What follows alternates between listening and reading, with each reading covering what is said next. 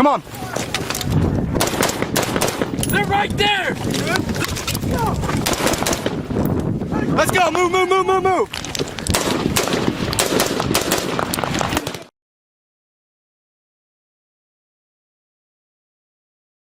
This episode of Choices Not Chances podcast is sponsored by Louisiana Gun Shop, located on Highway 90 West in Broussard, Louisiana, just south of Lafayette. For more information, stay tuned at the end of this episode. This is Choices Not Chances podcast with Ryan and Matt. I'm your co-host, Matthew Charette. Sitting next to me is Ryan Rogers. Ryan. This evening we are sitting down with a person that has been in the center of controversy and conversation for a few months now. He was jailed and removed from his job as the Battalion CO at Advanced Infantry Training Battalion, School of Infantry East aboard Camp Lejeune, following a series of videos that were criticizing the upper echelons of the Marine Corps. The disastrous withdrawal from Afghanistan was a failure in planning and execution at the strategic level, and in the eyes of Lieutenant Colonel Scheller, somebody needed to be held responsible.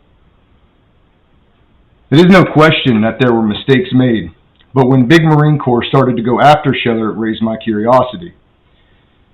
Why would the ranks try to rip this man apart so badly for something that a solid swath of the population agreed with, the warfighting population? In episode 17, we had Lieutenant Colonel retired Jonathan Myers on the show, where we covered his book, American to the Core. In the book and in the interview, he talked about the withdrawal from Afghanistan.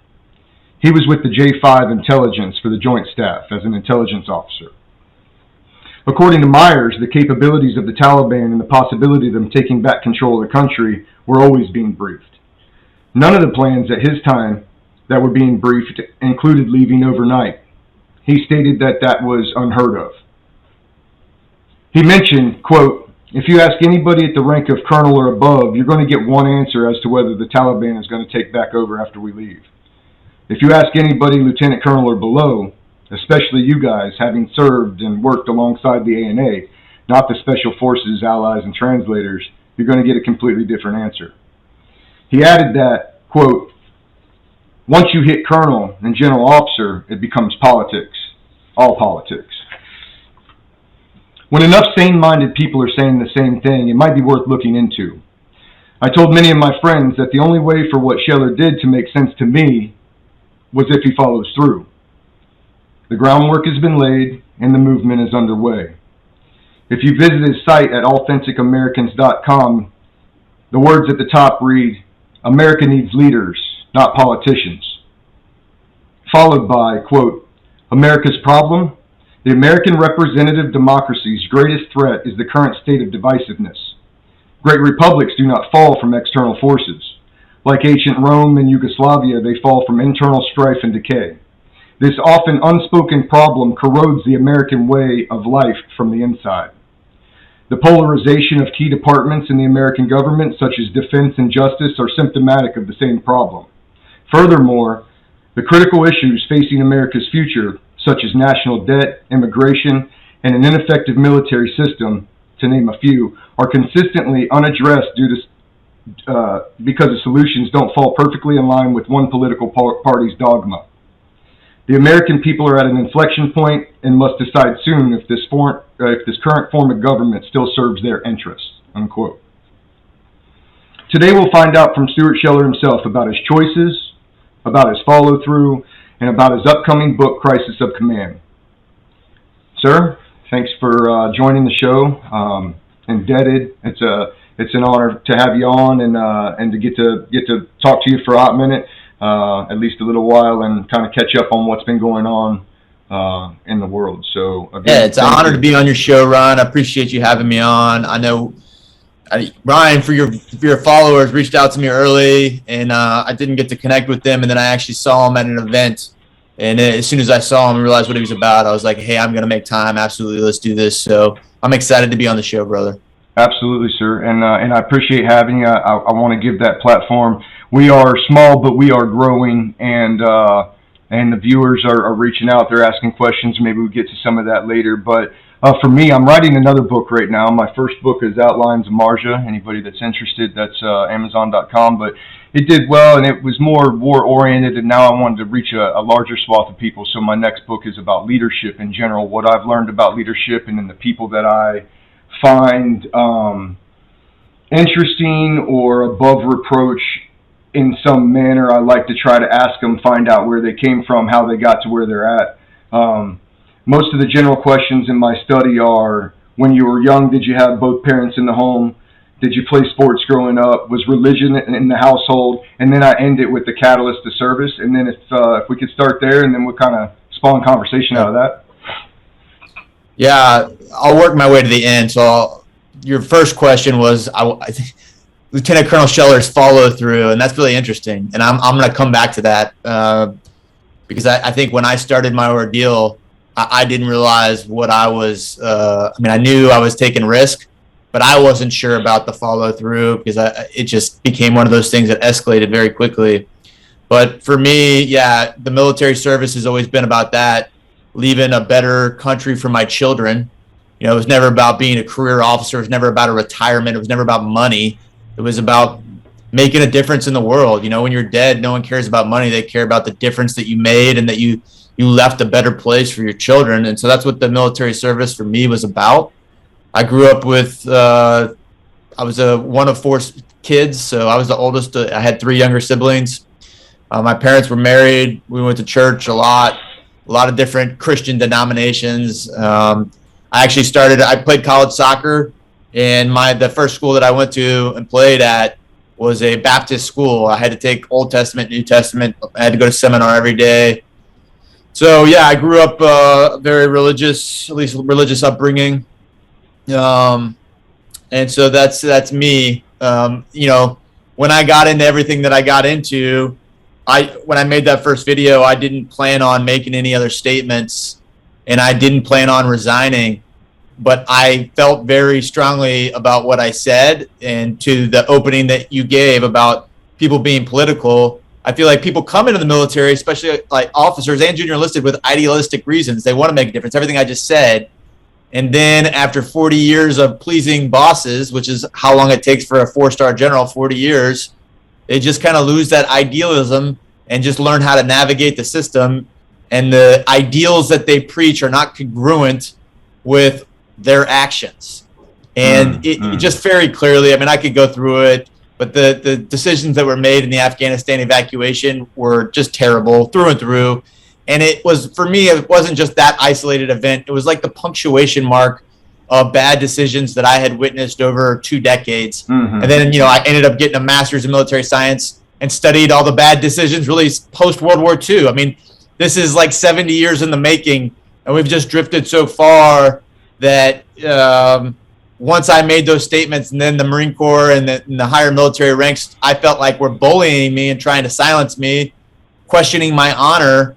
That's where there was just no turning back for me. And I was going to take it all the way to the end. And, you know, I'm still here doing it. You know, I'm still, I think they thought I would like crawl into the bottom of a bottle or just disappear. And I'm passionate about this. This has been my life's work. And so I'm not going anywhere. And so I asked the same question to Lieutenant Colonel Retired Myers when he came on, and I want to ask it to you because I don't know the answer. What does accountability look like at the general staff level? What does it look like? So everyone makes mistakes. Like, that happens. Accountability is simply saying, I messed this up. This was bad.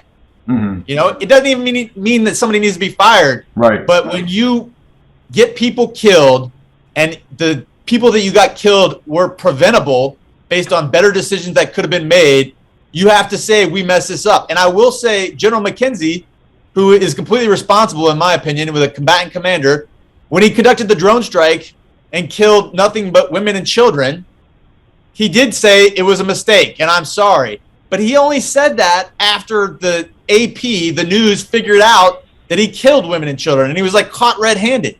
Yeah. And even then, that was all he said was, I'm sorry, but he didn't put anything in place to prevent it from happening again.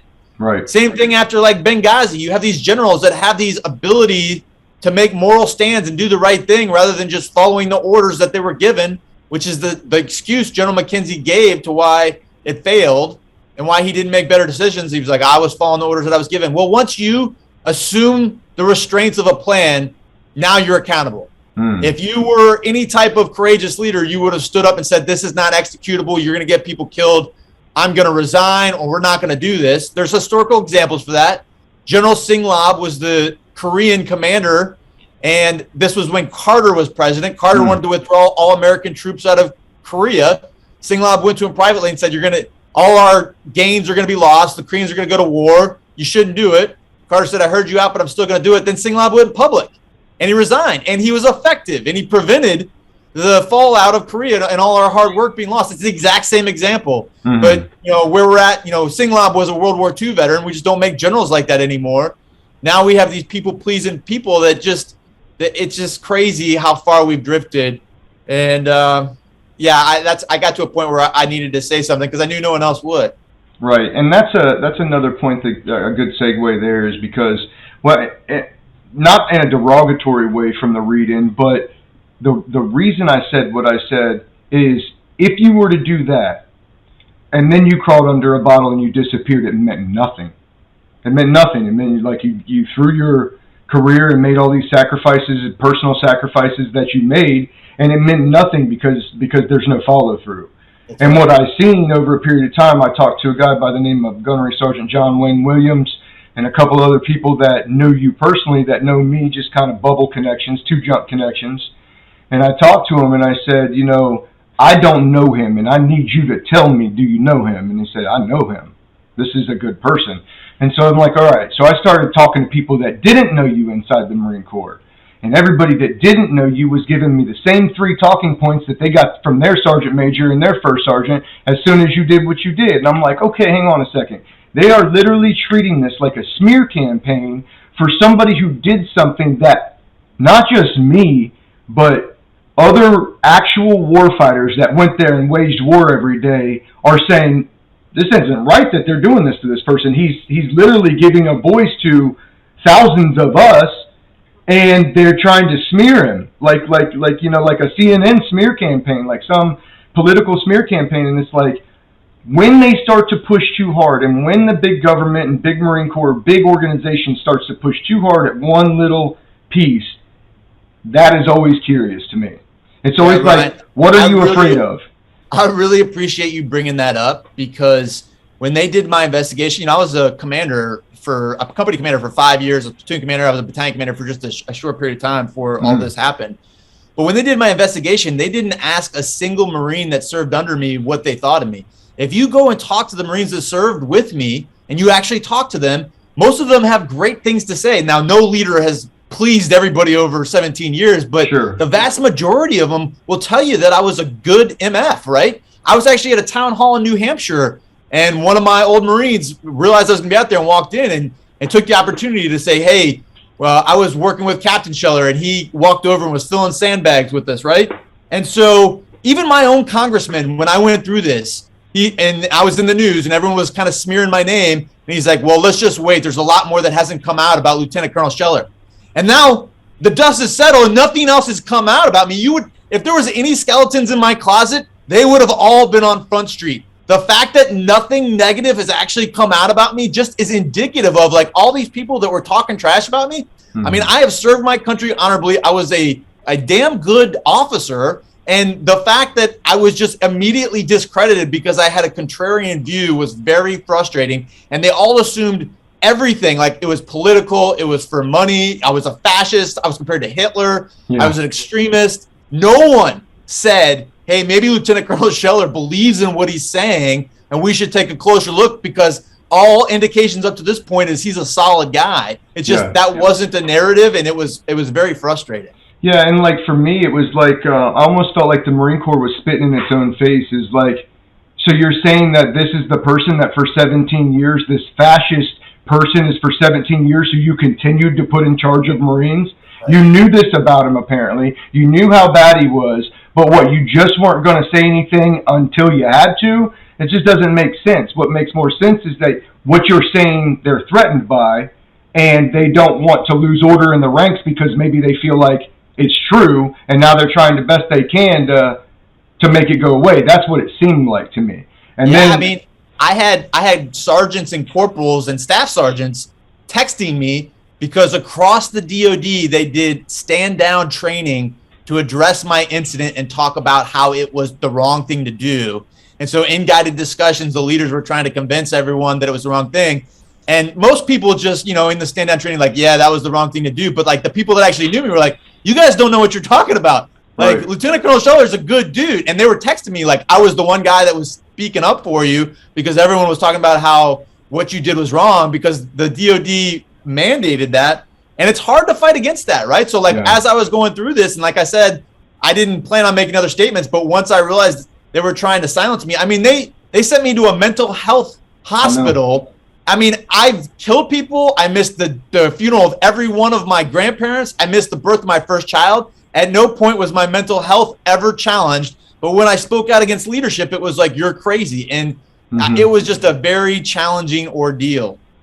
Yeah, and so it's funny because it's not funny. It's interesting because one of my old buddies was working over on Lejeune, and boom, I get a message at the in the middle of the night. He's like, "Hey, you need to know about this. This is what's going on.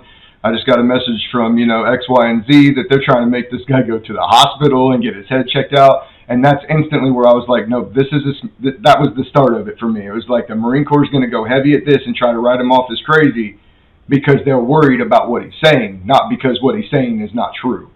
And so I got very emotionally involved as well, and I don't know how much you know about me, probably not much, and that's fine, but the withdrawal from Afghanistan falling apart really messed me up, not like on an emotional level, but on an anger level, for many reasons. One, how many Americans is it okay that we leave behind in an effort? To the warfighting community, it's zero. To this administration in a pullout, it is not zero. That is a fact, and we know that. General McKenzie stated hundreds, and so add that, it's probably thousands, right? Yeah. And by his own admission, he's like, there's still hundreds of Americans, but it's not a DOD effort anymore. I was the same way as you, Ryan. I was like, that is incredible to me that you're going to leave. The DOD is going to leave when you as the general even admitting you're leaving hundreds of Americans there. It's just...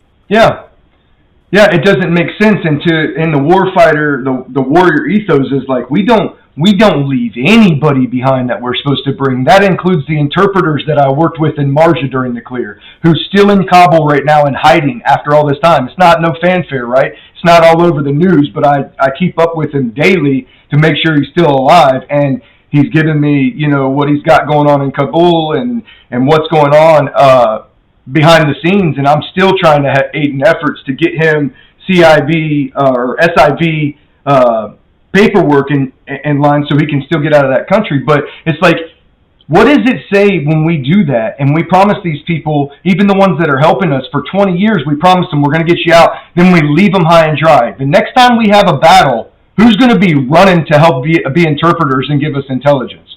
Who's going to believe any of the promises? And like tactically, that was a huge fuck up in my opinion. Just to leave them all and say, sorry, we'll use you next time. And so that's where I became emotionally involved because we did spend time and we did build relationships there. And it's like, when did that become okay? And maybe it's my ignorance and it's just always been that way. But that's one of those things that just really burned a lot of people. So. Yeah, man, I don't know what to say about that. So to get back to it, you have a new platform that you upped, Authentic Americans, and I browsed it. I browsed your forum area where you're asking questions, and I like the dialogue. Where do you see that going? Where do you want that to go? So I created Authentic Americans right when I was getting out of the military. It was basically the one-stop shop for my brand, my thoughts, because there was just so many narratives about me. And you read kind of the opening homepage, and everything I did was apolitical. I am a conservative, but at the same time, like, I wasn't thinking about politics. Holding military generals accountable should be the most apolitical and an universally agreed upon thing. But everyone wanted to make what I said political, and it was very hard to navigate, especially when I couldn't make statements. And then also there was all these fake social media accounts that got created on my name. So on Authentic Americans, all my real social media got linked to the bottom. The Commandant even quoted one of the fake social media accounts saying that I was talking trash about President Biden. And it was like, man, you don't even know what you're talking about. Like, first of all, that's undue command influence. Like, that's illegal, but you're not going to be prosecuted. But two, you're not even right. Like, you're referencing a fake account under my name. Yep. And so I tied all my real social media to the website. I created a forum, and then I got some merchandise and some places to donate. And then also my book. So the book is coming out in the first week of September, Crisis of Command.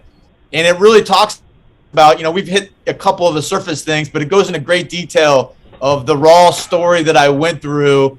And then I tie that in with the macro trends I've observed over my career and how the military's lost its warfighting focus and how ultimately we're just we're not on the right track. And I give a pretty clear outline of how I would get back on track if I was the Secretary of Defense.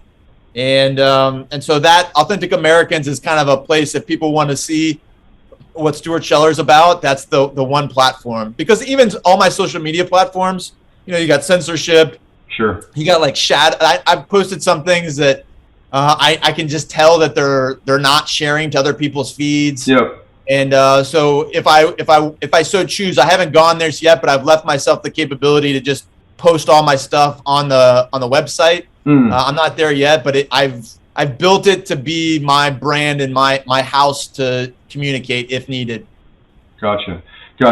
And so one thing I wanted to bring up about your past that I found interesting while I was watching some of the other interviews. I think it was maybe the Jocko podcast that I found this little one. But you served in Lebanon on the non-combatant evacuation. I too served in Lebanon on the non-combatant evacuation. But I was with 3rd Fast Company.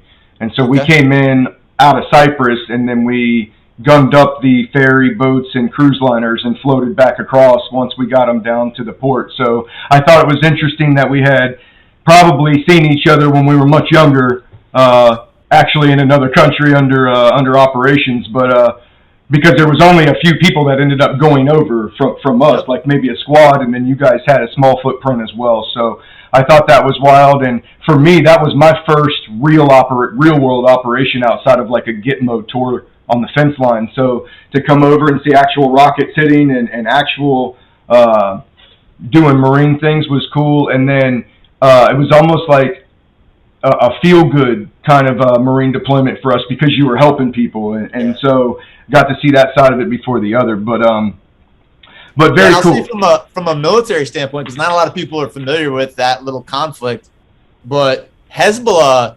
destroyed Israel. Israel had overwhelming armored assets, but Hezbollah, with their tunnels and anti-tank weapons, really put a hurting on them. And I don't think the people in Ukraine have really studied that conflict as well as they should have. Like, Hezbollah didn't know. It was like, all of a sudden one day they fired some rockets and then Israel attacked.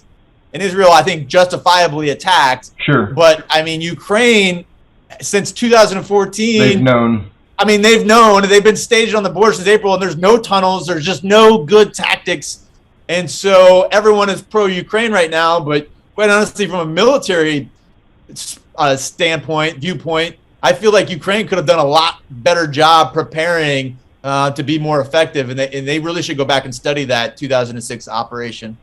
Sure, and I know that they do have a tunnel network under Kiev, or I don't know, but it's suggested in the media that they have a pretty enhanced tunnel system there. But yeah, when your borders are naked and you let it get all the way to Kiev before you have defenses. That's something else. That's another one that's very troubling at the time right now to me. And I would say that from what I've seen in the Ukraine, like, I love the fighting spirit. Zelensky did way more than I think even the world thought that he could do, let alone would do, especially with outs given. But they've really, really showed, they've shown the battlefield, the world battlefield, in my opinion, what it looks like with drones now and what it looks like with dumb and smart drones. And we've been commanding the drone airspace for such a time that we haven't really publicized what we can do with them. But now when it's coming out of other countries and we're seeing it, matter of fact, I was just at a sniper and best sniper competition out at Lejeune just a couple weeks ago, and I was out there with the vendors, kind of checking out what they had. And the new fire from enclosure LOL rocket that they have, which is badass in my opinion, didn't have that, but they said they've now mounted the dual-mounted on quadcopters. And it's like if we'll get to the force design issue in a minute and talk about the article from the Marine Times. But for me, it's like they just revolutionized the battlefield, and maybe some of that big mechanized armor doesn't make any difference at this point, because if I can fly a quadcopter and double slam you with rockets, you're done anyway. And I don't even have to risk a life. I'm risking some equipment, but that's equipment.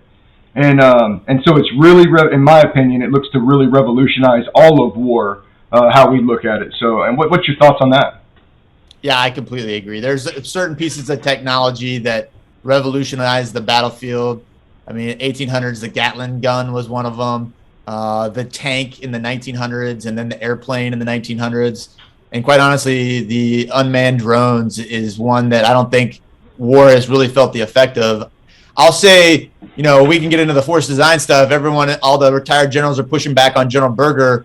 I don't think they truly understand or have studied, because General Berger, I know what he studied. He studied the conflict between Azerbaijan and Armenia. Okay. And not many people are familiar with that either. But Azerbaijan had a bunch of TB2, I think it is. Okay. And it's a Canadian-made UAS that has anti-tank weapons. Ukraine's been buying them. And the old Soviet anti-air defense systems can't pick up the drones. Too small of a signature. They just pick up the big aircraft. That's right. Mm-hmm. And so, the tanks are just sitting ducks. Yeah. And so Azerbaijan just destroyed Armenia. And General Berger studied that. And he thought this is the new way that war is going, and that's why he made the moves that he did. Sure. The artillery is kind of a different story. I don't think he made the right call on artillery, and I think he actually acknowledged that, and he's going back and he's repurchasing the cannon artillery. Mm-hmm. But so, yeah, since I went down that road, I'll start it. Right now, all the retired generals from the Vietnam era are attacking General Berger in the media because they disagree with his tactical assessment of getting rid of tanks and downsizing the artillery. And they think it's not good for the Marine Air Ground Task Force, and that the Marine Corps is going to lose its identity, if you will. But what I'll say is we don't know. We don't know what the next war is going to be, and we have to be the most adaptable. And quite honestly, I don't know if General Berger's wrong or not. Yeah. I wrote an op-ed, as you alluded to, and I published it because what my concern is this debate on the tactical level of FD 2030 and its utility is actually misdiagnosing the reason why we continue to lose wars. It doesn't have to do with our assets on the ground. It has to do with the seam between the National Security Council and the 4-star combatant commander, where we consistently are losing wars. And I pointed out, like, all the old generals that are chiming in that, a lot of people lionize and think are like legends. None of them won a war. Like, we haven't won a war. So, let's examine why we consistently lose wars while we're breaking promises to all our allies and degrading credibility. Those are the things we need to analyze. Quite honestly, no one knows if the FD 2030 is going to be the right or wrong call. I will say there's evidence, and I understand the logic of why General Berger made the decisions that he did. Sure. And it just, all the old generals that are writing against him, quite honestly, haven't acknowledged Azerbaijan or Armenia, which is why General Berger made those decisions. Yeah, I know that, and I've looked into it a good deal and tried to network and get different opinions from different sides of the Corps and then outside the Corps, but it seems to me that it's smart. And recently, in the Marine Times, Gunnar LaRose posted and published an article talking about recent range 400 and a recent 410 Alpha, where I want to say he said they broke records as far as he did a whole good write-up in the Marine Times there, but talked about how using the UAS, RPAs, I think is the new name, using the remote piloted aircraft, they were able to annihilate everything. And then on the push, after the Marines crossed the LOD, they're underway and moving to contact, and they had the switchblades coming down and taking out targets opportunity, like technical vehicles and things of that nature. So it's like, if they can really make it a combined arms dilemma out of kamikaze drones supported by hero drones above them, then I say, yeah, maybe it is the way, and maybe it does. The counter argument to that, because I've thought about this like everyone else, the counter argument is everyone agrees there's a nonlinear advantage if you can effectively use drones and use it in the combined arms team. The problem is if you heavily invest into this at the atrophy of everything else, and then what's going to happen is technology is going to catch up and people are going to figure out how to defeat the drones. And so now if you have a technology where the drones are just falling out of the sky and you don't have tanks and you don't have artillery and you've lost some of the skill sets that you have, now you're vulnerable. Right. I see what you're saying. That's a counter to that, right? Like, so yes, right now, technology is that the drones can't be defeated. That technology is going to correct itself. When, I don't know. So right now there's an advantage if you're using the drones. But what I'll offer you is you just got to be careful. Don't go too hard into that, because once they're defeated, and now if you're so invested in that, you've lost all this other stuff. We're back to here. Yeah, we're back to the other block, and we need to have the basics underway still. Now, what say you about the side of force design where we're putting higher enlisted people in the leadership positions down at like the team, squad, platoon level? I honestly, I just don't understand. Like, you've got to grow them. And so, like, I've never really understood it. You know, it'll work in the beginning, right? You can just take guys that you've already grown and stick them in these positions. But then, like, what happens? Like, you still have to grow them into these spots. So where do they grow at? The logic of it doesn't make sense to me. And they've actually never explained it. So one of the things that I always told about the Marine Corps is that from 18, when you come onto the yellow footprints, you're being put in leadership roles. Like, from a very, you should be, at least in the infantry world when I was coming up. I wasn't even a team leader, but I was briefing, briefing missions, briefing overlays, learning those jobs as a Lance Corporal or a young Lance Corporal. That way, if something happens and you have to move up, which at the time, the op tempo was crazy. A lot of guys were coming in and out, either dying or getting out when they got home. And so we had Lance Corporals at some parts during, Iraq and Afghanistan that were leading squads as Lance Corporals. Now, I understand saying, yeah, we need that seasoned guy up here, but I fall back on the same comments that you make. Like, after these ones who have done stuff and grown into the leaders that you want them to be, they're not going to stay there forever. And then are you going to do like a retention bonus or something at the staff or gunny level to get them to want to continue to do that? The problem is obvious, and no one has explained the logic of how this is a sustainable model. And everyone knows, everyone looks at it and is like, this doesn't make sense. Like, sustainably, like, how are you going to do this? And no one has given an answer, because there is no answer. And so the only answer you have is now you have to be a staff sergeant much faster. So that sergeant is really just the staff sergeant. So, like, you're giving them higher ranks, but it's the same guy. Same quality set. I'm not convinced that that's going to work. Yeah. I said for a long time that I think the squad leaders should be speaking the same language as the platoon commanders. And I think that that's come a long way, and I see a lot of guys go as an instructor out of here and go like OCS or IOC or whatever it is, TBS they go to. There's a couple of different ones. And I think that's great, but then there's no, on the back end, it's like, now you need to come back and explain that dialogue and that mindset to all of us or all the rest of the people that didn't go, and then we need to follow through and implement that throughout for that to work. And I don't know if we're there yet. I mean, I've been out for a number of years now, but I try to stay close with the guys that are still here, still hitting, in the gunner community especially, and so be that as it may, I think it's interesting how that'll grow out. I think there'll be growing pains. And then I think the same thing. I think you'll run into a sustainability problem where you're just sacrificing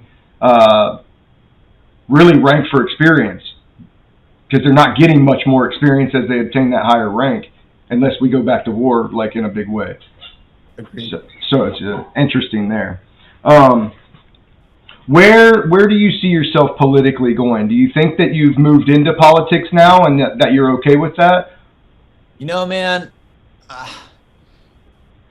I am very passionate about making America a better place. I just, all I've been doing is supporting political candidates. And so I've been doing town halls and touring across America. And I see these guys running for politics, and it's just like talking to people. And there gets to be a point where, like, I don't want to talk to anyone else anymore. Like, get away from me. Like, I don't want to pretend like what you're saying is important. And I know that's not the right answer, but I guess I'm just not built like a politician. I like to say exactly what's on my mind, and that doesn't always bode well in politics. And so what I'll say is I would prefer to just be a farmer, ride my four-wheelers, and be left alone. But I think most good people, that's kind of their mindset. I just want to do my thing, leave me alone.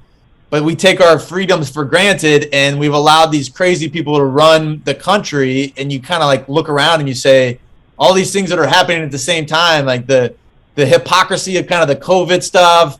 There's transgender bathrooms and no one even asked me about it. I mean, I could just go on and it's like, what just happened?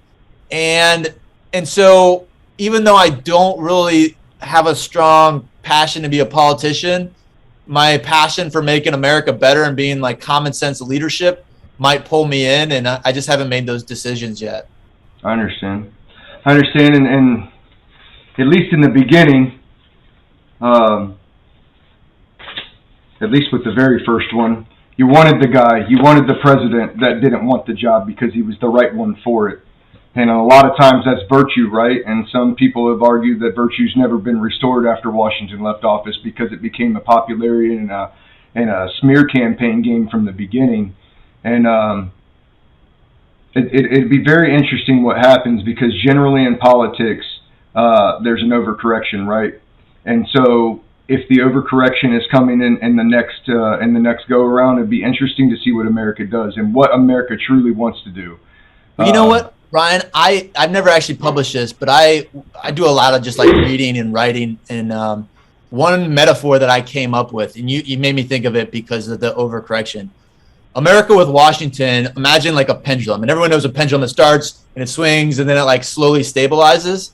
America started with Washington in the middle and almost like drifts a little bit one way, and then there's a correction, and then there's a correction. And so America democracy is a pendulum in reverse. Mm-hmm. And the swings now are getting so dramatic that it's like getting close to breaking. Yeah, and there'll be a diminishing return with that. And so at what point can we get people that like stabilize it? Because we can't continue to do this. Mm-hmm. And so, that was just like something like as I was journaling, I was thinking about it. And like, that's what we need. We need someone, the overcorrection. We need to stop the overcorrection. Yeah. Like when President Biden came into office and signed like a 40 executive orders on day one, that's like the overcorrection. Going back, you know what I mean? And what we don't need is a Republican to come in and do the exact same thing. Like we need somebody to just kind of stabilize the system so that we can have some common sense approaches. Agreed. I couldn't agree more. And I never thought about the reverse pendulum, but that is exactly the way it seems. And a lot of that's due to several different things, but mostly because I think, especially at like when we're talking about the general officer level, you're talking about these guys are making well over $100,000 a year. They're making a very good income to keep people happy, essentially, is what it seems like, to make sure that nobody gets mad or angry at them. I wanted to come back to one of your first videos. After it went out, you came back with another video, and you said somebody that you had known, and we don't have to out anybody, but you said somebody that you knew had made the comment that if Stu Scheller was an honorable man, he would resign, right? Yeah. And I honestly agree with that, because if you are an honorable man, which you did, I mean, but in the context that it was said, if you are an honorable man and you say, I no longer believe that this is right anymore, then it would be hypocritical of you to continue to give orders to other people and other Marines when you are yourself at your core in disagreement with the orders or with the organization's direction.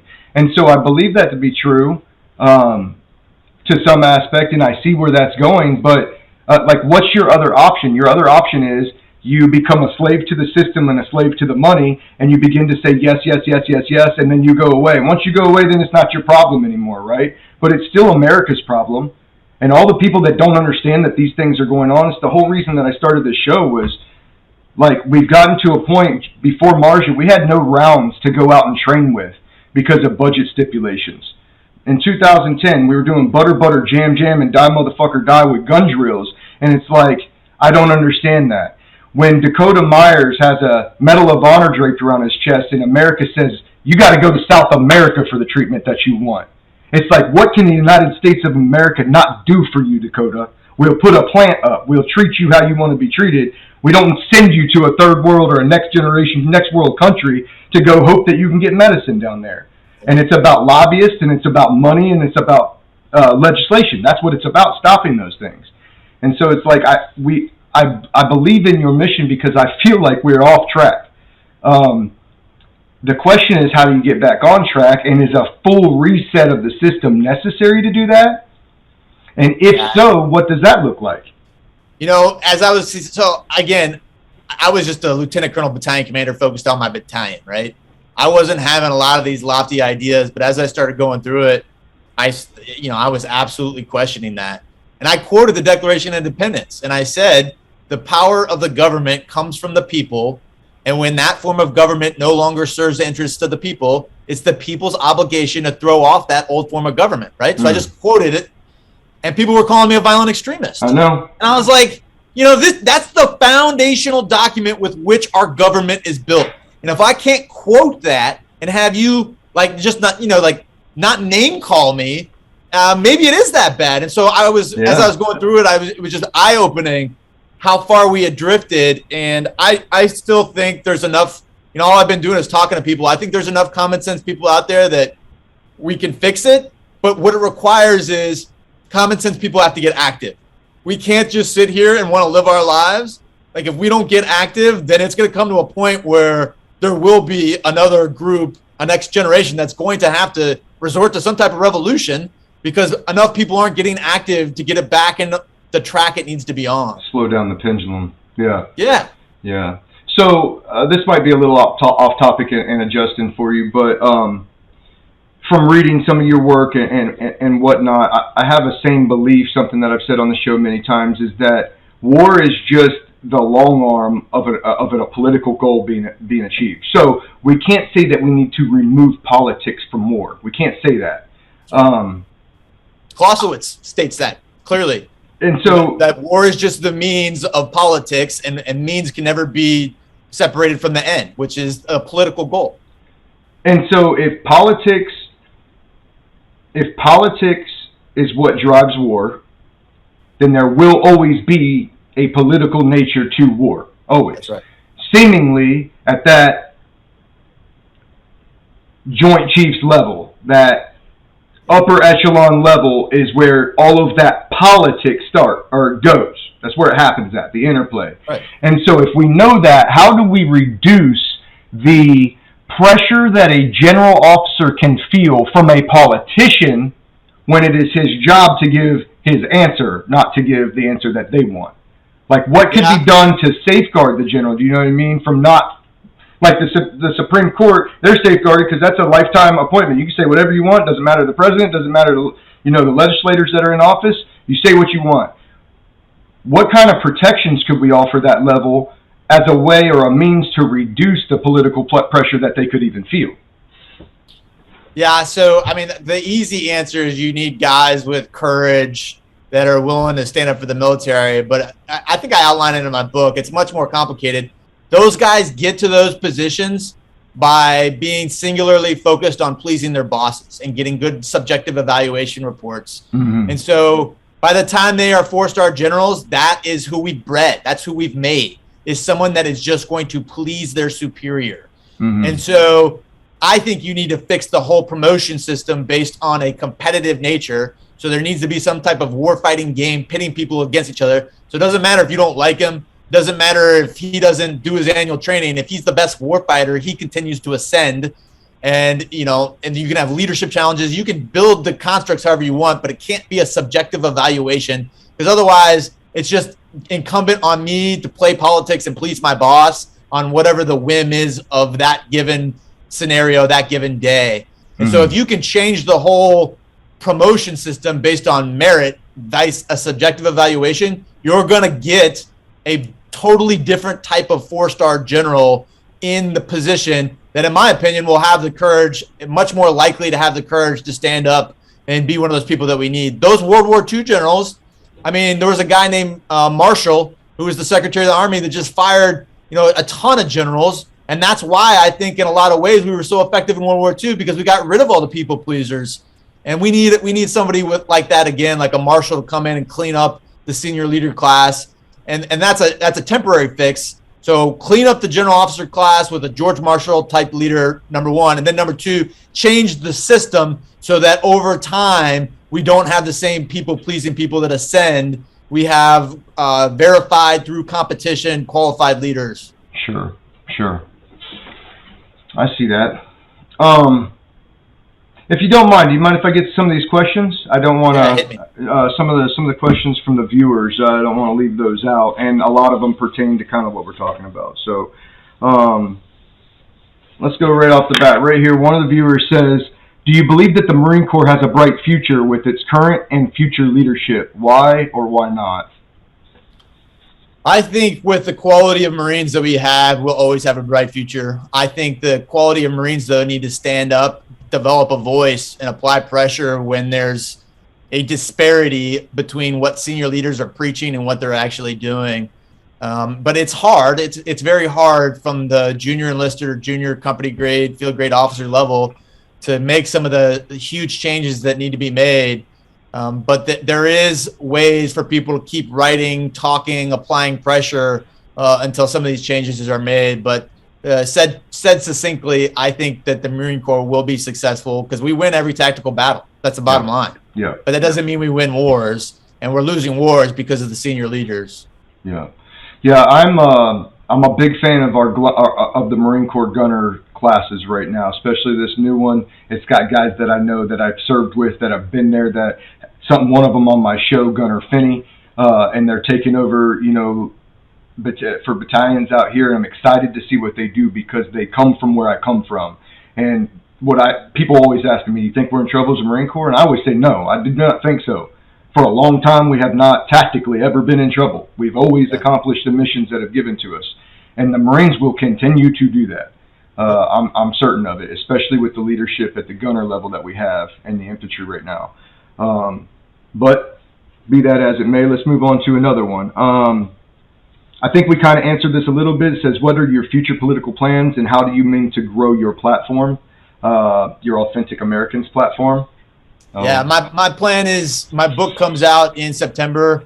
So when I got out of the Marine Corps, I got out on Christmas Eve. January and February, all I did was hit the media to tell my side of the story because I was under a gag order and I just couldn't speak. And then in March through mid-April, I wrote a book. Mm-hmm. And that takes us, from mid-April till really now mid-August. I'm just trying to get my life in order. I'm actually in DC right now, renovating a condo so I can sell it. I had a rental. I'm moving, so my own house, I got to get all my stuff in it. And then come mid-August, I am going to be back in the media promoting my book. I'll probably promote my book all the way till the holiday season of 22. And then, you got the 22 elections that happen in November and then go through the holidays. And then January of 23 is when I'll make decisions if I go into politics or if I do something else. Sure. So I'm growing the platform by the book is really the goal. The book, I think, goes into a lot of detail.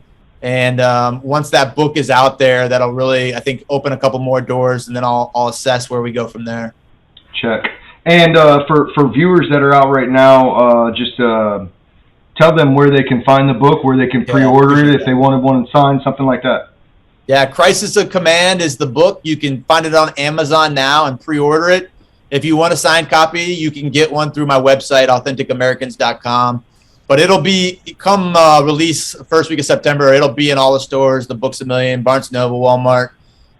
So I think it'll be a pretty big deal, I'm hoping, because it's got a really good message. And I just want the message to disseminate. So. Sure, absolutely. And can you give us a teaser? You give me anything from the book that you haven't given anybody else? Something to look out for? Yeah. I got a couple of my friends that just said some heinous stuff, and so I just quote them.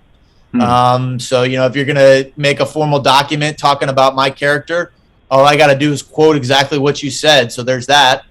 I quote exactly what the command did to me. I put a lot of the verbiage in the reprimands that they gave me. All I got to do, I don't have to even make opinions. All I got to do is quote them. It almost wrote itself, and it just illustrates the hypocrisy of the system.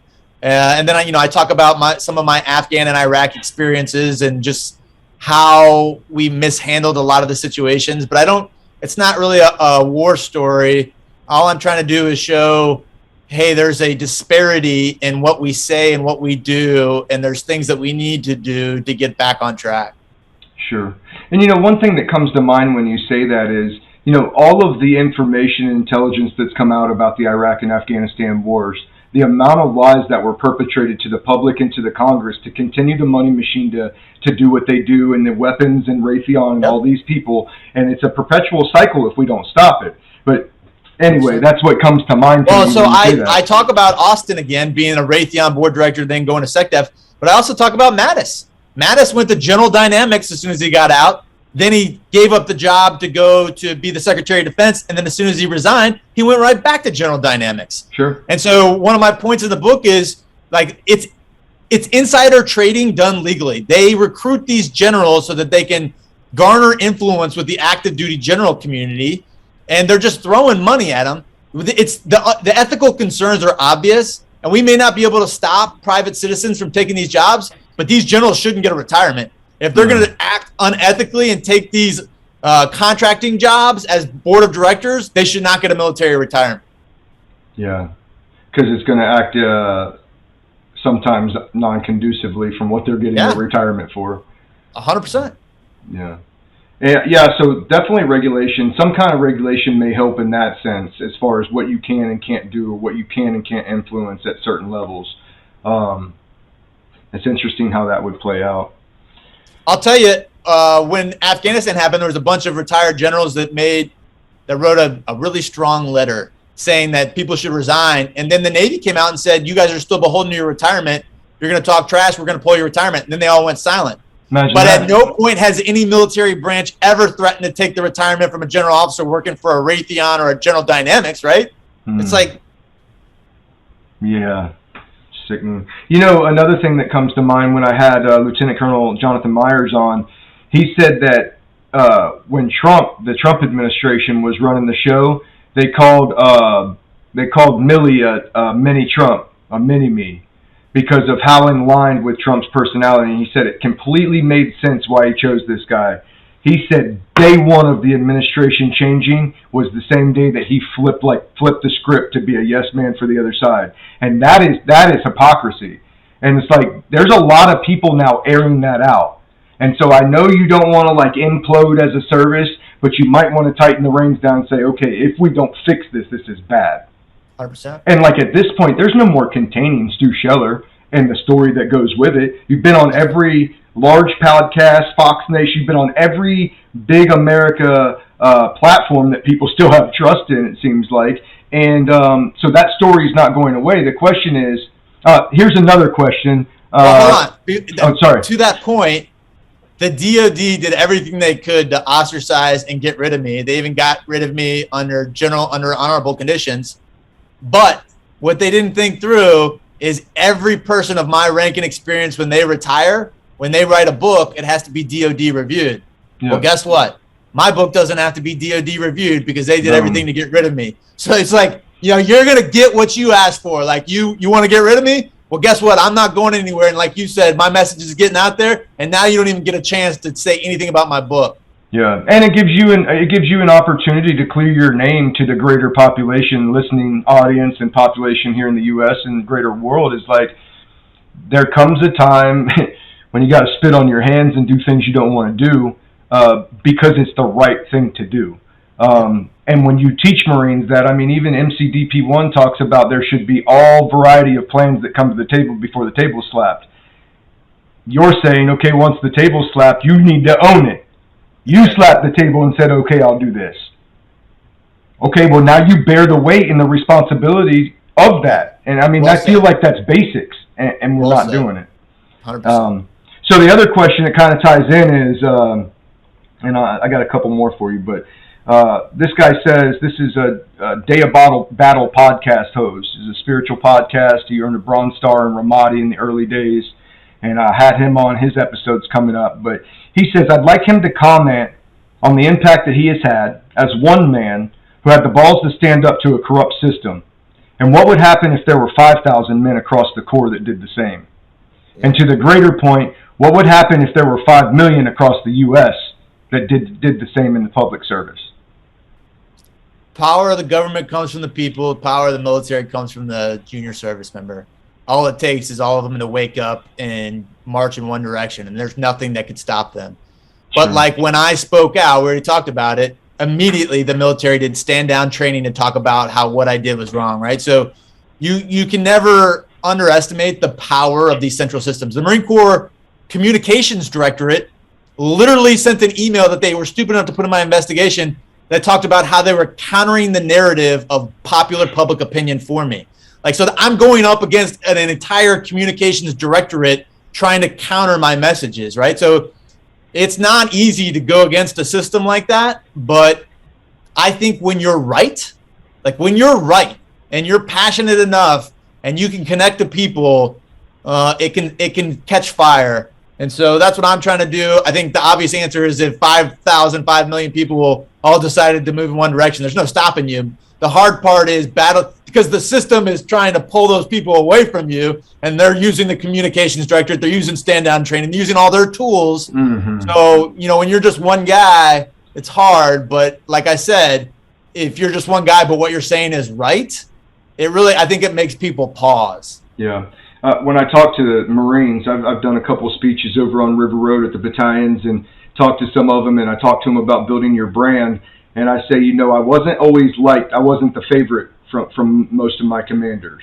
From a couple I was, but from most of them I wasn't, because I always said my mind if I thought I was right. And there is power to that, and you can affect change. Even if you're the low one on the totem pole, if you stand up and make the right answer, you can affect change. Might not always feel good. It might not always feel good. I got a velvet dagger one time from an RO because I was the low man at a command staff meeting. He asked a question. My boss, who I had briefed the answer to, drew a blank and didn't have his notes and shot those desperate eyes at me, like those save me eyes, And I was like, yeah, sir, I called down to Paris Island. I talked to him about the backup iron sight system, and I briefed my information same way I briefed my boss. And he just kind of looked at me and he was like, yeah, Sergeant, you should know when you should talk and you should know when you shouldn't talk. And it was literally the answer that he looked for. I did the job. I did the work that was delegated down to me, right? And then it went in my OMPF. So he fixed it. I went back to him like, hey, sir, this kid ruined my career, and I'm not sure what I did wrong other than give you an answer you asked for, And so he helped me out, but so I'll say on that, you're 100% right. There's two things on that. Number one, every commander ever in the military has said, I want honest feedback. But you have to understand that that's different for each man. Sure. So none of them want honest feedback all the time. Yeah. And there's a line in the sand between I'll take this honest feedback to you're a pain in the ass and you're bothering me. Mm-hmm. And it's you have to be emotionally intelligent enough to figure out where that threshold is for each person. And it's different for each one. And so going back to all people are evaluated and promoted based on a singular report.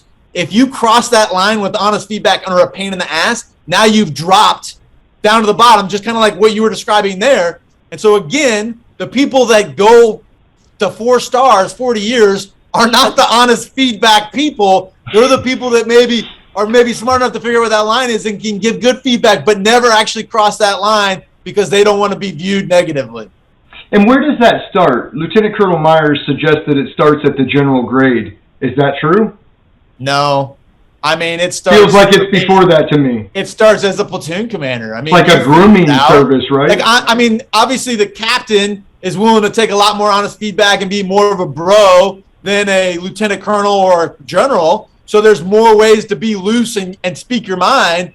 But you, from a very young age, start figuring out this is a political game. Yeah. And I got to figure out how to navigate it. I mean, as a major and lieutenant colonel, you figure it out. And so I don't think you're truly, what that other lieutenant colonel was alluding to, you're probably not truly a political creature until you're an 06 or a general officer. But, I mean, you start to be exposed to it as soon as you get into the system.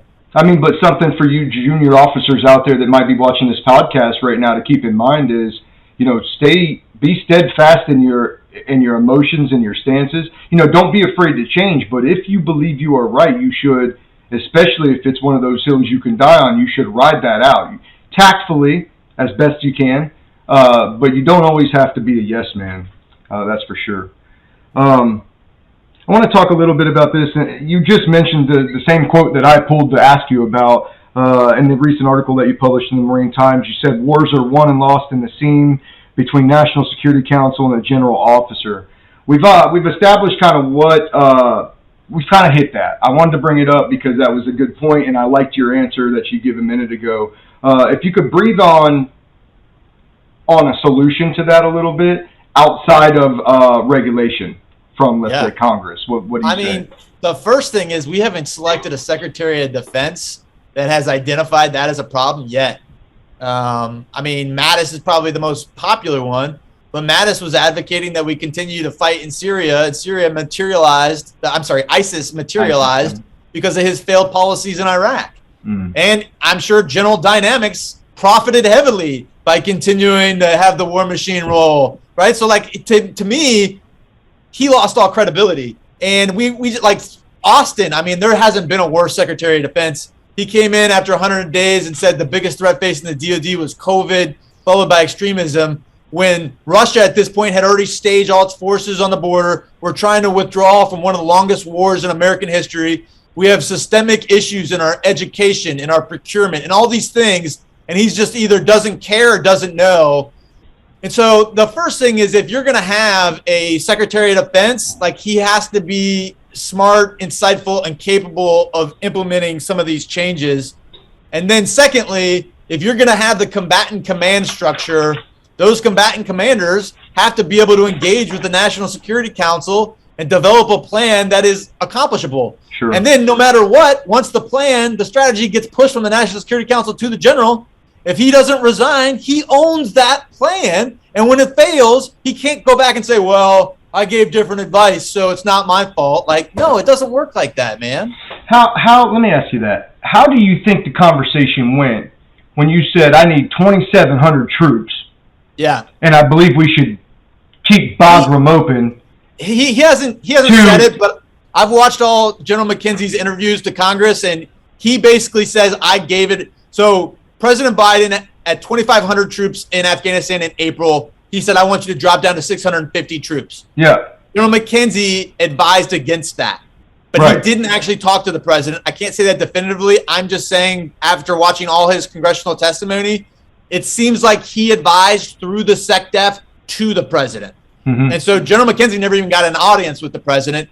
And then, again, Austin is the worst. So Austin makes some type of recommendation to Biden. Biden says, no, I want to draw down to 650. And then General McKenzie, quote, I'm following the orders I was given. And then he just does it. And that's how that played out. The question is, like, I think in your video you said nobody ever took their rank up and laid it on the table and said, hang on a second. These are my men that we're talking about. If it was me, if I was General McKenzie, I would go to the White House and I would get a fucking audience with the president. And I would say, hey, this is a bad idea. You're going to get people killed. We're withdrawing from April to September. The Taliban goes in the mountains of Pakistan in the winter. We can wait 6 months and not risk any lives because the Taliban won't even be there. Like, it's common sense. Shit. Instead, what we do is the antithesis. We invite the chaos. ISIS-K forms up. All these other little pop-up groups are forming up, and then it completely implodes on itself. And we lose a bunch of service members that we didn't need to lose. That's right. But again, the reason General McKenzie is there is because he just does what his boss tells him to do, and he wants to please his boss. What would happen, though? Generals that have courage. We don't have Secretary of Defenses that have any insight. What would happen, in your estimation, hypothetically, if the 600 troop thing came back and General McKenzie said, absolutely not. First of all, I cannot win it. I cannot do this mission with 650. And I will not assume responsibility for the lives of my men because you're too incompetent to take the recommendations from your on-the-ground commanders. What do you think would have happened if he had that conversation? I mean, he would have had to have resigned. You think so? Like, they would have said, okay, you're done, we'll bring somebody else? Well, so when Singlaub did it, Singlaub did that, he resigned, and they brought in somebody else, but he was effective, and they didn't withdraw troops. So you can't say, I'm not going to do this, and then just keep doing your job. Like, you work for the pleasure of the president. The president has the right to fire you, but now it's public pressure. Like, now Biden is backtracking in front of the entire American people, and he had one of his 4-star generals tell him publicly that he's going to get people killed if he does this. And absolutely, he's going to re-examine that at that point. Now there's pressure on the next guy that steps up. What's the next guy going to do? Because now it's public, Is he going to be a puppet, or is he going to be as courageous as the guy that resigned? That 4-star that resigns still gets his same retirement. He still gets an honorable discharge. It's not like me. It's not like he's going to jail. It's not like he's not getting his retirement. He has literally nothing to risk. Nothing to risk. I had everything to risk. And they're just cowards. Check. Sorry. I still get amped up about this. I could tell. Maybe we should bring it down a little bit. But it's I don't want you to bring it down. If you don't want to bring it down, if that's the way you feel, I want to get your message out to my audience. And I just happen to be in line with a lot of what you're saying. I got a couple more questions. These come from me. If you choose not to speak on them, I will not be offended. Recently in social media, you called out Sergeant Major of the Marine Corps about SS tattoos and being a yes man in that regard. You also called out Sergeant Major of the Marine Corps for some of his actions. Would you care to note on both of those or talk about any of that at all? Yeah, the Sergeant Major of the Marine Corps, first of all, I didn't want to attack enlisted Marines, but the Sergeant Major of the Marine Corps was talking about me, right? So he's going around the Marine Corps still talking about how I'm giving the Marine Corps bad press, which I'm not giving the Marine Corps bad press. I'm bringing to light issues that our senior leaders aren't addressing. And he calls himself a leader. He's a senior enlisted leader, right? And he's got opinions on me. And so my point is, he's telling the Marines that they need to think differently. And my point is, we need senior leaders to think differently. Sergeant Major Black, whenever he comes into a room, the thing that precedes him is that he hates Nalgene bottles. If he catches you with an Nalgene bottle, he's going to light you up. Imagine a world where we had a Sergeant Major of the Marine Corps that was about to walk in the room and they said, hey, if he catches you treating a Marine poorly, he's going to light you up. Said no one ever about a Sergeant Major. They're all focused on this bullshit. And all they do is parrot what the Commandant says. And that's why I brought up what Barrett did, because, obviously no one wants to promote SS that is maybe can be referenced to a Nazi symbol. Like, I acknowledge that that's poor taste. But what I'm saying, though, is if you have the same poor choices as the junior Marines, and then the junior Marines all got NJP or court-martialed for that, and you don't stand up for them, like, you're a coward. Agreed. And I don't like that happened. Now, I understand where the pressure came from because the media is going to be like that. They're going to look for anything that they can pour salt into that wound, and then they're going to do it. Bottom line is, for anybody that's in my listening audience, that SS symbol has nothing to do, as far as our scout snipers are concerned, with shock troops or Nazis or heinous murders that went on in the last war. It has nothing to do with it. I was a weapons company commander, and my sniper platoon had a scout sniper SS flag, right? Like, I'm an intelligent guy. I didn't look at it and think Nazi symbol, right? And so when I was watching these Marines get NJP'd over it, I'm like, I'm a company commander, and it's like hanging in my sniper's office right now, right? And so it just was really hard for me to watch how because it was in the media, we're just going to blast these Marines when it was cultural. It was across the Marine Corps. So for those Marines just to take face shots, it was bullshit. And I think it was also bullshit. Like, I understand, like I said, I understand that the media pushed the narrative. But, like, we live on a tradition and on a spirited corps, and we stand on the shoulders of the giants that came before us, right? And all you did was take one of those traditions and oust it because some weak person decided they were going to cave to the pressure of the greater world. Not stand up and say, it has nothing to do with that. You have no idea what you're talking about. And I would invite you in to talk to these people and get, these men that you're ostracizing and demonizing to the greater world. And then you tell me that they're not honorable and then that they're not courageous and that they don't fill the gap for you. 100%. That's what a leader should do. And that was the responsibility of our senior leaders to say, hey, if there's a cultural problem and it can be misconstrued, we will go back and address it. But those Marines aren't at fault. I, as the senior leader, am at fault because it's systemic. But I dare you to come talk to these people, these warriors that have been fighting for you, and you tell me that they're wrong. Like, it's crazy. Yeah. I made mention to Gunner Finney when he was on my show. I said, I used to, as a younger man, say that I didn't want people around. I didn't want people knowing what we did. I didn't want media there. We're going to do our thing, and we don't want anybody around. But my fear, and the reason for my platform, is that I fear that we've reached a place in history where the greater population of the United States doesn't even believe that war is a real thing. Yeah. It's out of sight and it's out of mind. The problem with that is that the civilian Congress procure our budget for training and for missions and for technology and for equipment. And when the civilian generation that's there now gets into Congress and are procuring this money and are thinking about these things, when they, outside of the ones that are inside of, committees and intelligence committees and such, when they don't believe it's real because it's never seen, and it's obvious to me that they don't believe it's real because of the way they all reacted to Ukraine. It's like these fucking people have been doing this for years. You didn't know they were in war in 2014, apparently, as a sitting congressman. It's weird to me. And then because of that, it echoes down to us and reverberates down to us. Now, one thing I'd like to talk about real quick before we close, before I forget about it. My entire career as an active duty member of the Marines, I did not vote for anything. I didn't vote locally. I didn't vote in the big elections. I didn't vote, period. I found it to be, if I voted for somebody that didn't win, and then I would harbor some sort of feelings for my commander-in-chief, and I can't have those feelings because he's still going to send me to war, regardless how I feel about it. And that was the way that I justified not voting for the entirety of my career. The fall at Hamid Karzai was the first big significant Marine loss since I retired, and I never knew it would affect me the way it did. Like, I mourned those guys the same as if they were mine because they were preventable.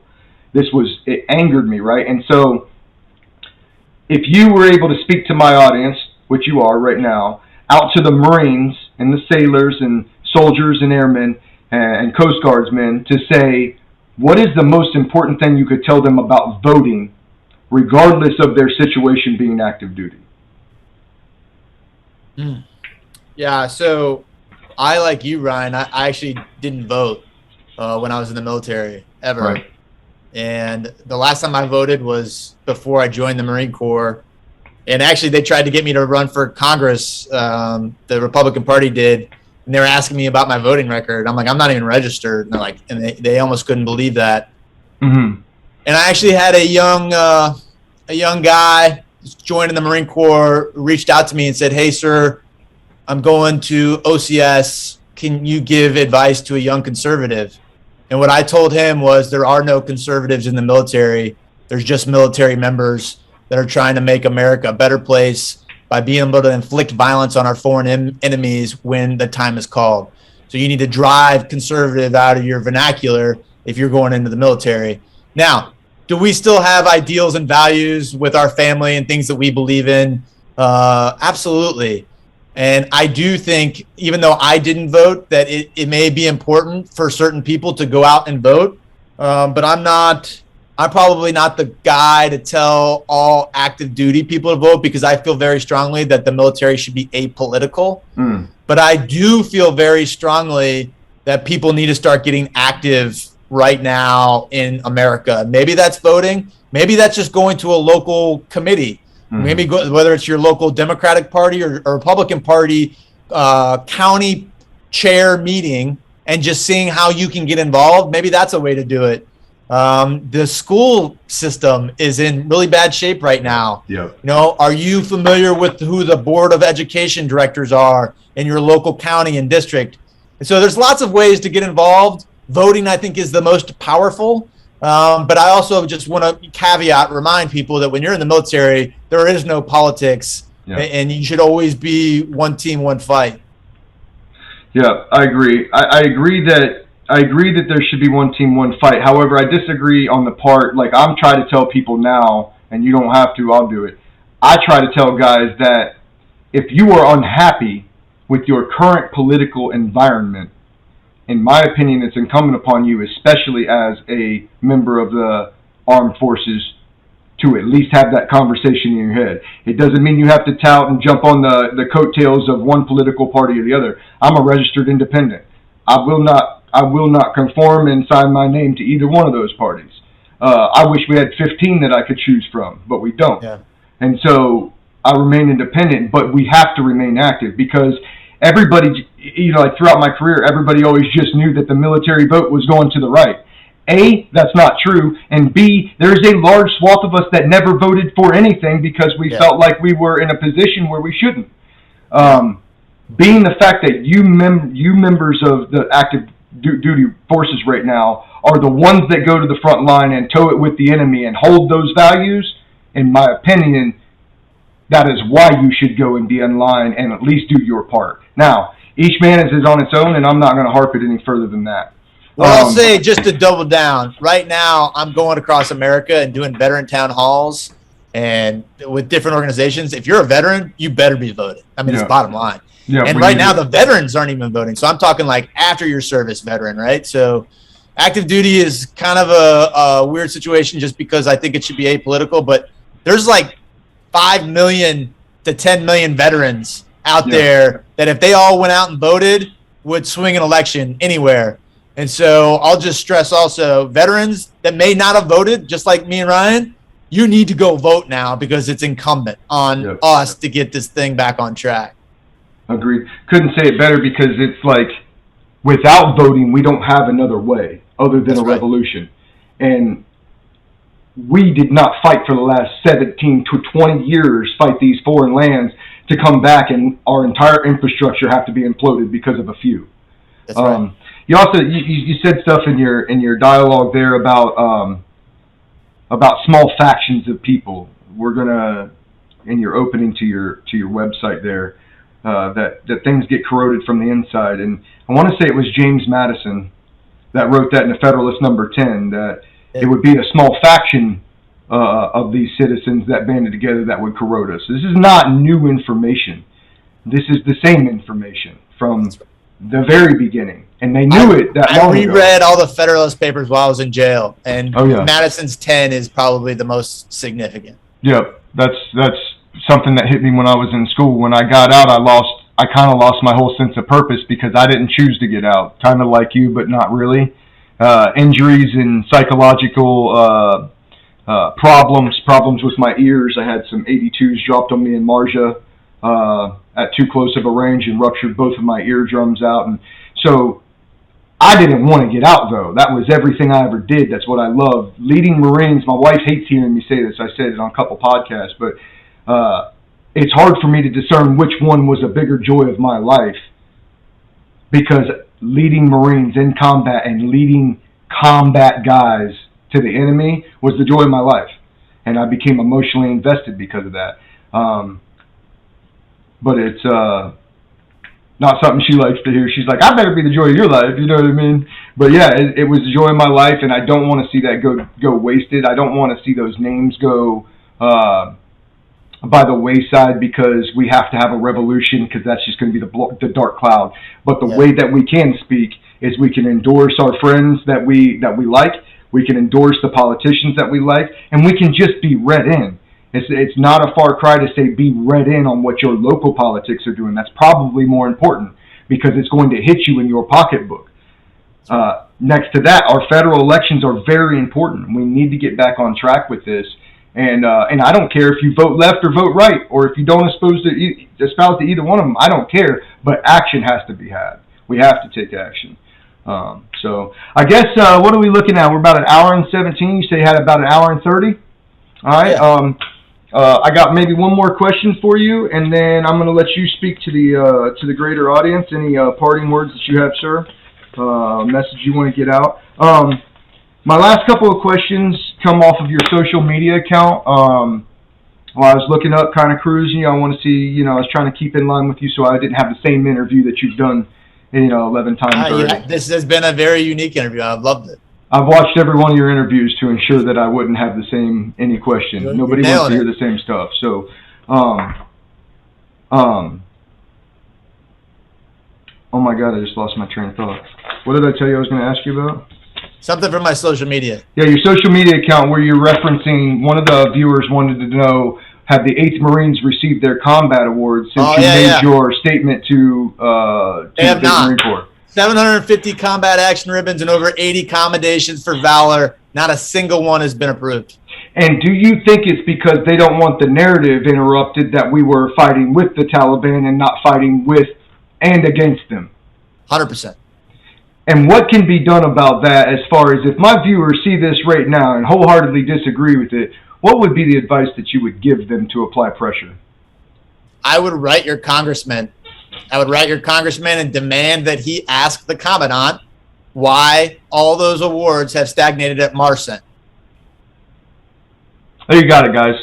If it burns you just as bad as it burns me, and just as I'm going to do as soon as this podcast is over, I'm going to send my letter. And you need to send your letter, because these are the men and women that go out, the kids at 18 years old, that go out and wage war on your behalf.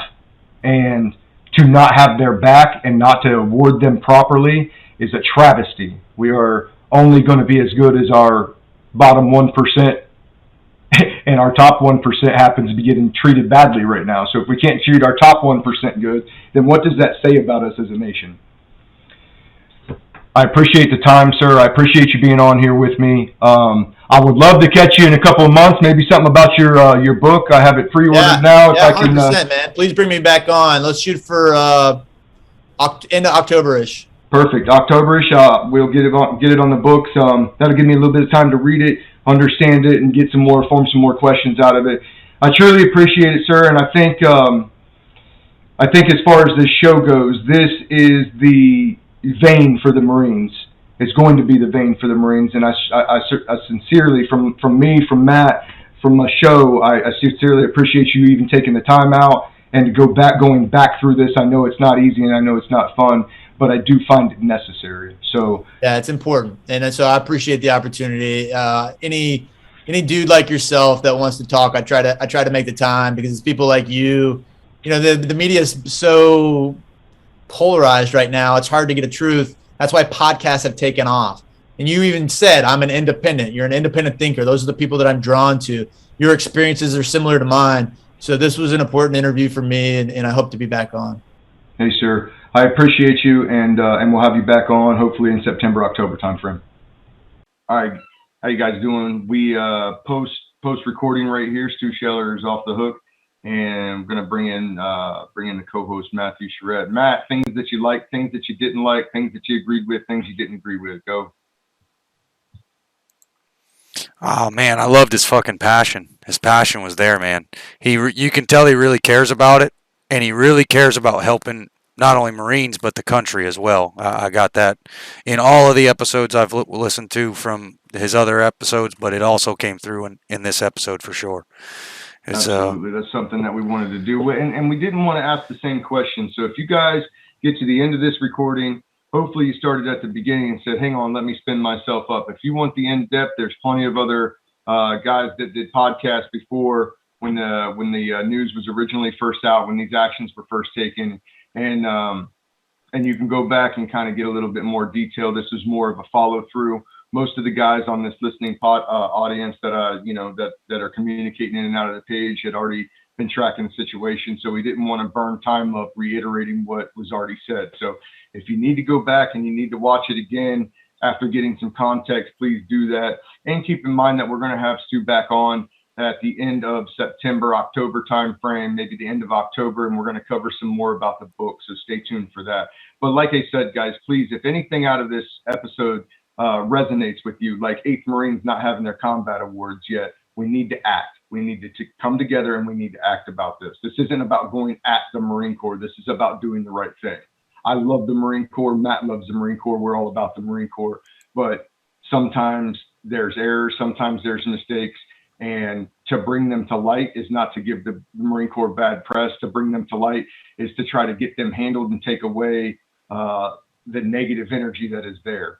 And that's what we got to do. Matt, did you find it interesting? You said something about off script, said something about it's kind of crazy that we were both in Lebanon at the same time. And that's something that I pulled off Jocko. Yep. And it was pretty small Marine Corps, huh? Small Marine Corps. They tell you that when you come in, and it only gets smaller the longer that you go. Right. That's for sure. You spoke about his passion, and I really think that the passion shines through because both on camera and off camera, Stuart Scheller alluded to the fact that, you know, if he didn't stand up, who would? The guys that are supposed to stand up and throw their rank on the table weren't saying anything. And he suggests that it's because of the cultures of senior leaders that are in the Marine Corps. Call it what you want to call it. Maybe it's a slave to the system. Maybe they've gotten there and to resign and to lose their retirement or potentially lose their retirement is something that a lot of people aren't comfortable with, and it's probably built in, right? That's probably by design, is the way that I see it, especially the way that the grooming has gone. I'm not saying that all generals have been bad. I'm not going to agree with that completely, but I will say that if in the situation at Hamid Karzai, there were mistakes made, and to say I was just following orders, I'm on board with the fact that doesn't cut the mustard. If you're going to slap the table and say I'll own this plan, then you got to own that plan even when it goes south. What say you to that? Yeah. Yep. And you know what? We were taught from a young age in the Marine Corps that you have the not just the ability but the obligation to disobey unlawful orders. And now I don't know where any of those orders that in the pullout from Afghanistan and Hamid Karzai come into play, but I mean, I can't think of I don't know that it would be unlawful, but as you know, what Lieutenant Colonel Scheller kind of alluded to in the cast was that if you can't win it with that though, and you say I need X, and then you give me drastically less than X, then I gotta get an audience with the president or with the Joint Chiefs or with somebody and say, hang on a second.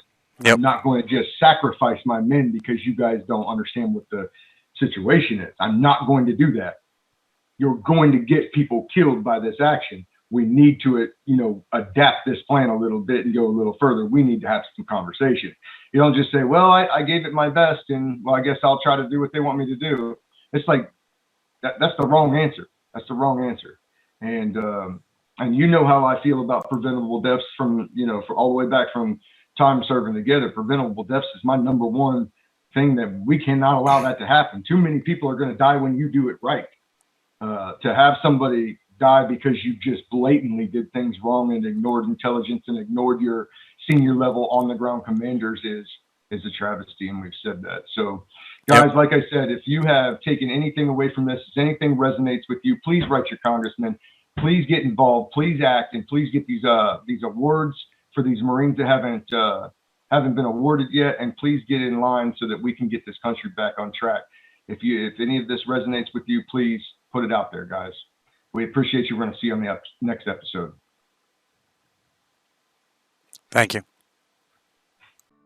Louisiana Gun Shop, your firearm headquarters, specializing in concealed carry guns, ammo, and training. You can get your Louisiana permit with us. Also a large selection of AR-15s, or if you are that build-it-yourself type of guy or gal, we have all the parts to build and customize your own AR-15. Glock, SIG, Taurus, Ruger. We have all the brands, both in the store or at LouisianaGunShop.com. Not too far. You're marking a building. Hit him. Yeah, that's good. That's a good shot. That's money. Yeah. Money.